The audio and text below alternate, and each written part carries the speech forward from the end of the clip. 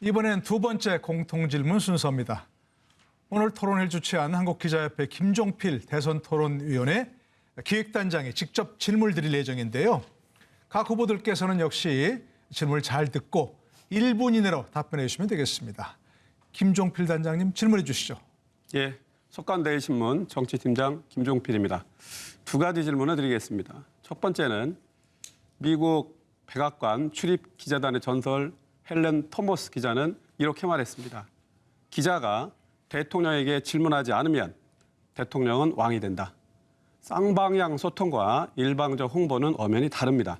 역대 정부는 대부분 홍보에 치중해 왔습니다. 대통령이 당선되신다면 국민과의 소통의 관건은 언론과의 소통이라고 봅니다.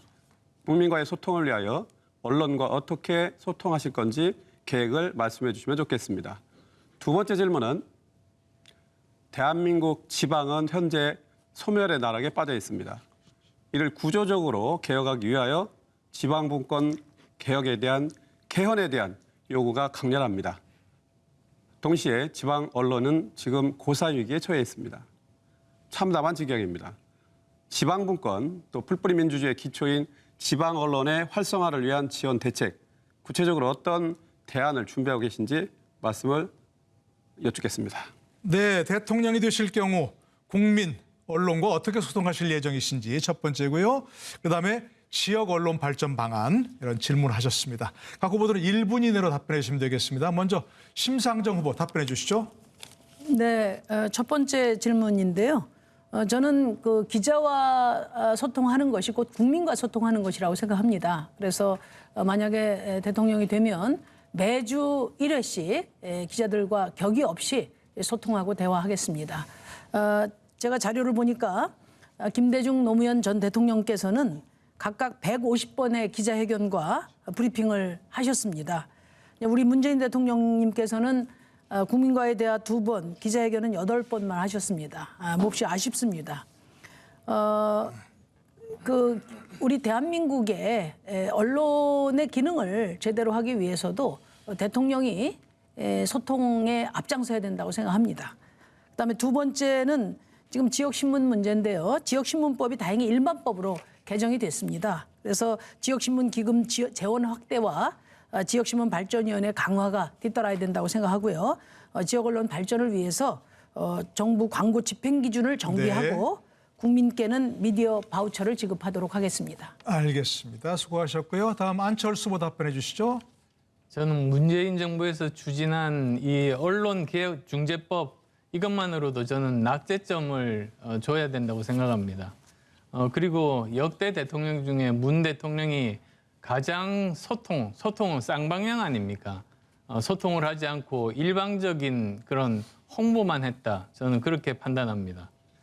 그리고 포털의 횡포 정말로 심각합니다. 그래서 저는 포털의 뉴스 추천 기능을 없애고 단순 검색 방식, 그러니까 검색하면 거기에 관련된 기사들이 나오고 거기를 누르면 그 네이버나 다음 내부가 아니라 원래 그 오리지널 콘텐츠를 만든 사이트로 옮겨가게 해야 된다.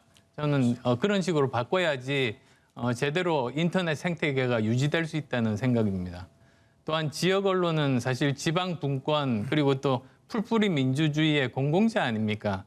영국처럼 직접 자금 지원 등 네, 사업 시간 다 벤치마킹 됐습니다. 하겠습니다. 예, 수고하셨고요. 다음은 윤석열 후보 답변해 주시죠. 네, 저는 이 민주당 정권의 그 언론 정책은 뭐 낙제점이다라고 말씀을 드리고요. 제일 나쁜 것이 이 친여 매체를 악용해서 어떤 그 가짜 뉴스, 여론 조작, 정치 공작, 팩책, 이 언론을 하수인 노릇시키는 이런 아주 나쁜 그 관행을 만들어 왔습니다. 그래서 이제 전 세계 언론으로부터도 비판받는 이 언론중재법으로 또 반정부적인 비판 언론의 재갈 물리기를 이제 시도를 해왔는데요. 대통령은 언론에 자주 나와서 기자들로부터 귀찮지만 자주 질문을 받아야 되고 솔직하게 답을 해야 된다 생각합니다. 저도 우리 심상정 후보님과 마찬가지로 대통령에 취임을 하면 아마 특별한 일이 없으면 주 1회 정도씩은 기자들과 기탄 없이 이렇게 만나도록 하겠습니다. 그리고 네, 수고하셨습니다. 예. 마지막으로 이재명 후보 답변해 주시죠. 네. 민주주의 사회에서 소통의 중요성 또 언론의 중요성은 더 말할 나위가 없을 정도입니다. 당연히 일방적인 홍보가 아니라 서로 의견을 나누는 소통이 되어야 사실은 정부 운영에도 도움이 될 겁니다. 당연히 언론과의 소통은 제가 경기도에서도 수없이 수시로 이렇게 만나서 대화했던 것처럼 그렇게 하는 것이 맞을 거라고 보고 당연히 정기적으로도 언론과의 소통을 해야 되고 국민에게 보고하고 또 국민의 목소리를 듣는 과정을 거쳐야 될 겁니다. 또 한 가지 지역 언론에 관해서는 저는 이제 바우처 제도를 도입해서 이제 구매를 할 수 있게 해주자라는 생각을 해봤습니다.